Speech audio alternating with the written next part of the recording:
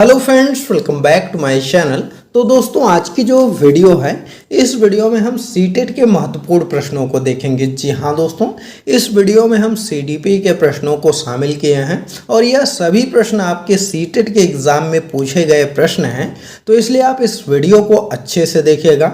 अगर आप यह वीडियो अच्छे से देखते हैं, सभी प्रश्नों को तैयार करते हैं, तो गारंटी है कि इसमें से आपको सीटेट एग्जाम में प्रश्न देखने के लिए मिल जाएंगे। तो चलिए इस वीडियो को स्टार्ट करते हैं। पहला प्रश्न हमने लिया है कि लेओ वाइगोत्स्की के समाज संरचना सिद्धांत में दृढ़ विश्वास रखने वाले शिक्षक के नाते आप अपने बच्चों के आकलन के लिए निम्नलिखित में से किस विधि को वरीयता देंगे। तो पूछा गया है कि इनमें से किस विधि को आप वरीयता देंगे। तो देखिए, अगर हम बात करें तो पहला ऑप्शन आपका दिया गया है सहयोगी प्रोजेक्ट, दूसरा है मानकीकृत परीक्षण, तीसरा है तथ्यों पर आधारित प्रत्यास्मरण के प्रश्न, या वस्तुपरक बहुविकल्पी प्रकार के प्रश्न। तो देखिए, इसका जो सही आंसर हो जाएगा वह आपका ऑप्शन नंबर ए हो जाएगा, सहयोगी प्रोजेक्ट आपका हो जाएगा।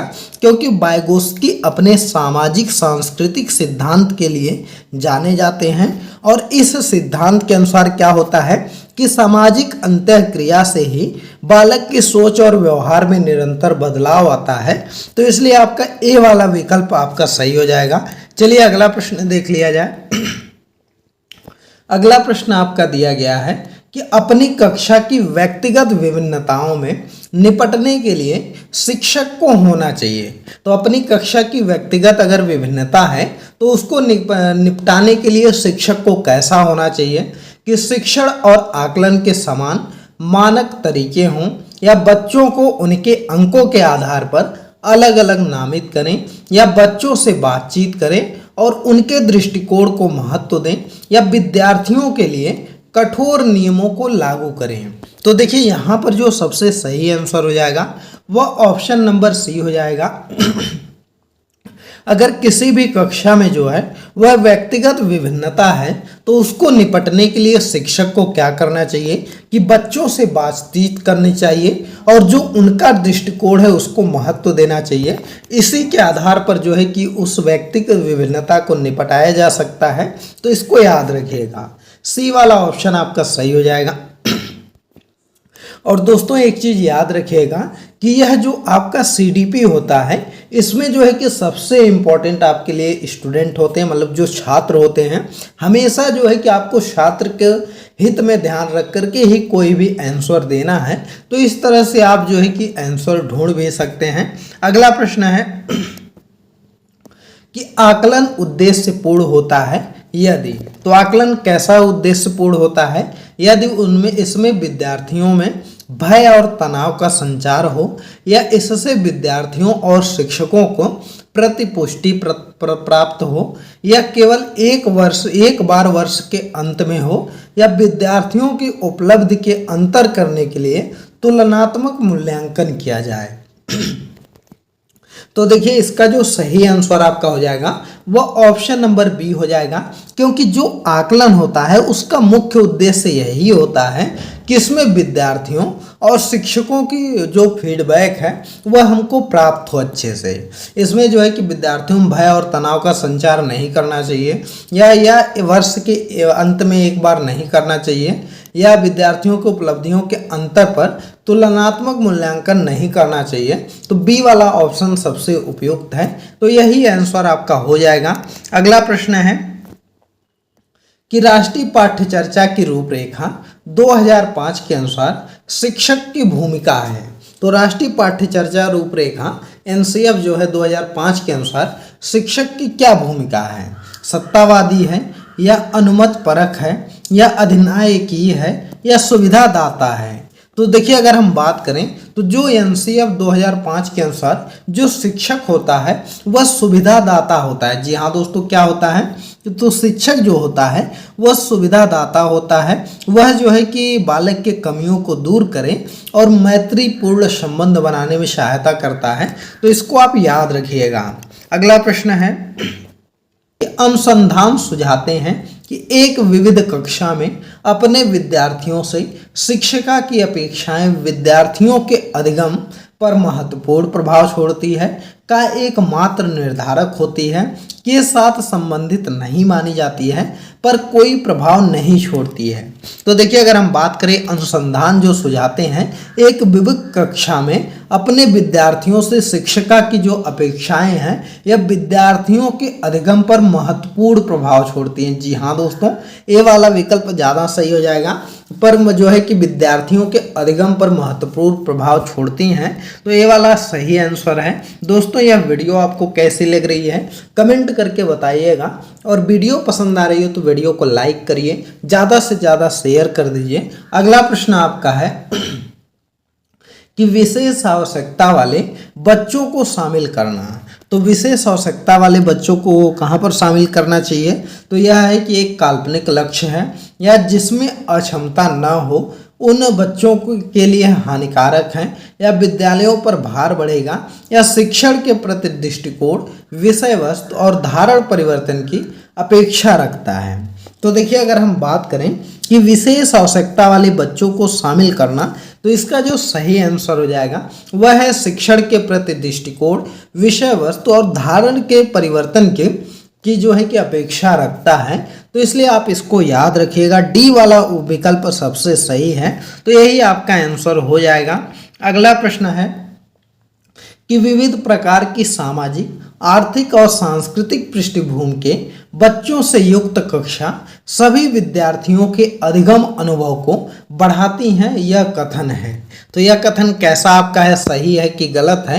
कि अगर विविध प्रकार की सामाजिक, आर्थिक और सांस्कृतिक पृष्ठभूमि है तो बच्चों के लिए अगर ऐसी युक्त कक्षा है तो वह विद्यार्थी के अधिगम अनुभव को बढ़ाएगी कि घटाएगी, यही आपको बताना है।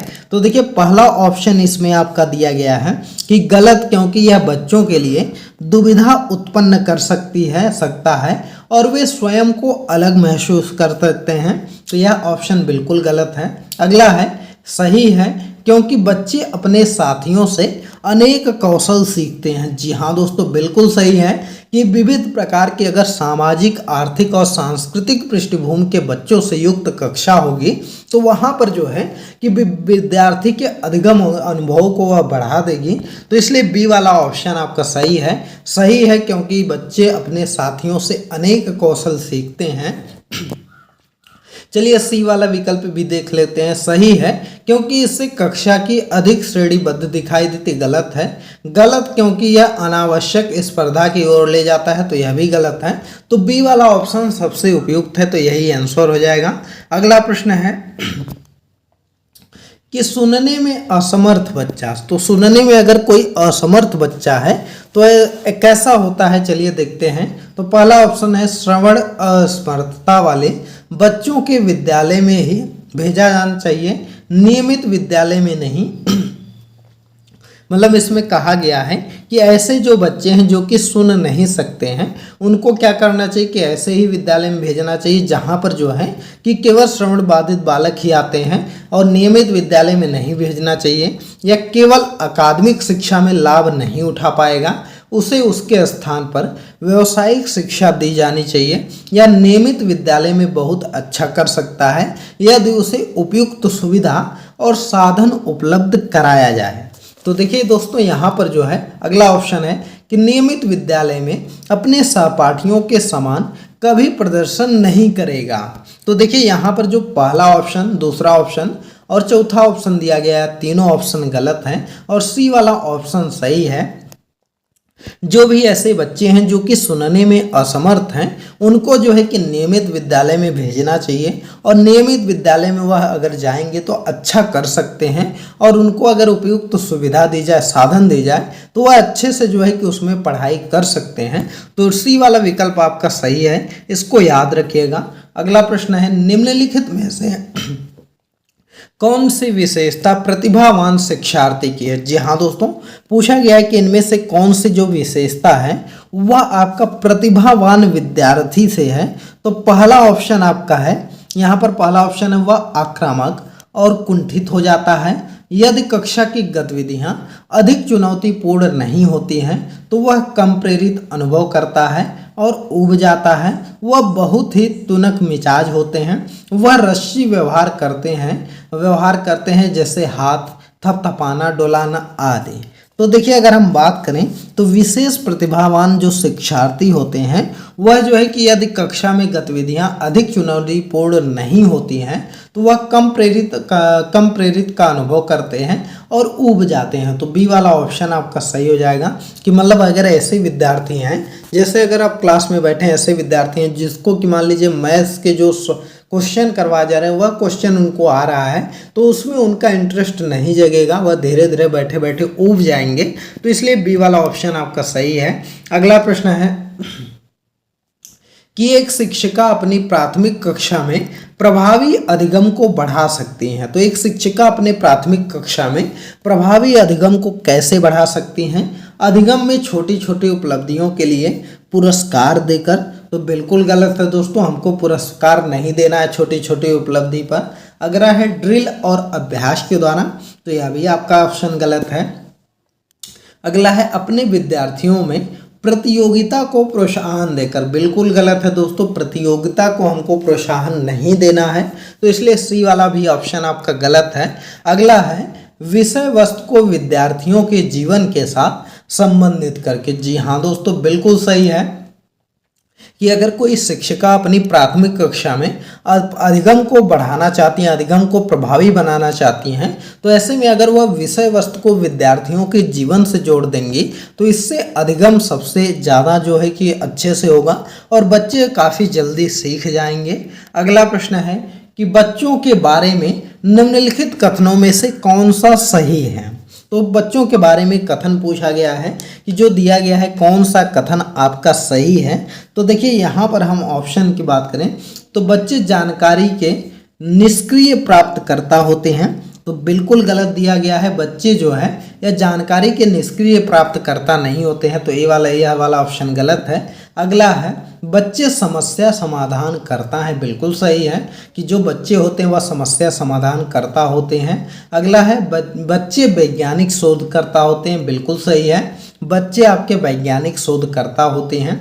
अगला है बच्चे वातावरण के सक्रिय अन्वेषक हैं, बिल्कुल सही है कि जो बच्चे होते हैं वह वातावरण के पर्यावरण के सक्रिय अन्वेषक होते हैं। तो सेकंड, थर्ड और फोर्थ सही है, तो इसलिए बी वाला ऑप्शन आपका सही हो जाएगा। सेकंड, थर्ड और फोर्थ ऑप्शन आपका सही है, तो इसलिए यही आंसर हो जाएगा। अगला प्रश्न है कि विद्यार्थियों में संप्रत्यात्मक विकास को प्रोत्साहन देने के लिए निम्नलिखित में से कौन सी विधि सबसे प्रभावी है? तो विद्यार्थियों में अगर हम बात करें तो संप्रत्यात्मक विकास को प्रोत्साहन देने के लिए सबसे उपयुक्त विधि कौन सी है?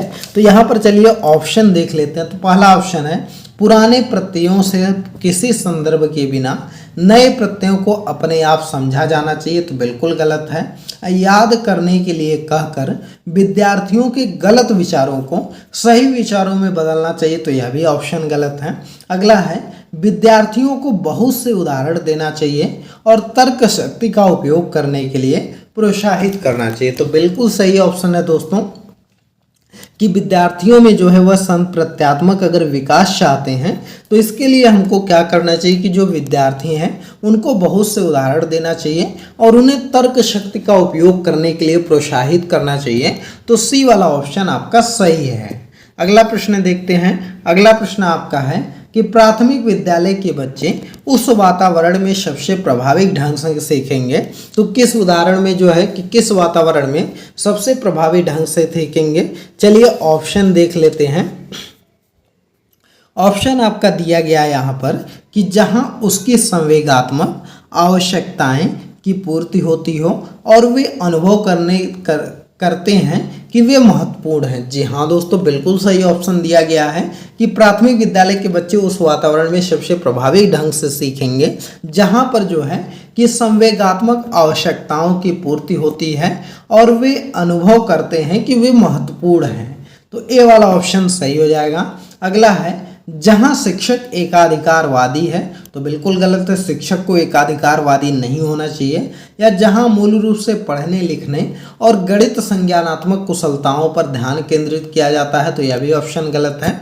अगला है जहां शिक्षक सारे अधिगमों से आगे है और विद्यार्थियों को निष्क्रिय रहने के लिए अपेक्षा करता है तो यह भी ऑप्शन गलत है। तो बी वाला ऑप्शन, ए वाला ऑप्शन आपका सही है, यही आपका आंसर हो जाएगा।